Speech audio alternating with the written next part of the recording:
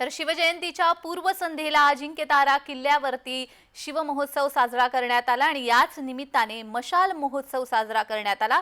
साताऱ्यामध्ये शिवजयंतीच्या पूर्वसंध्येला अजिंक्यतारा किल्ला शेकडो मशालींनी उजाळून निघाला। शिवजयंती महोत्सवाच्या माध्यमातून हा महोत्सव अनेक वर्षांपासून घेतला जातोय। हा मशाल महोत्सव पाहण्यासाठी मोठ्या संख्येने शिवभक्त अजिंक्यतारा किल्ल्यावरती आले होते। मान्यवरांच्या हस्ते गडपूजन करून या मशाल महोत्सवाला सुरुवात करण्यात आली।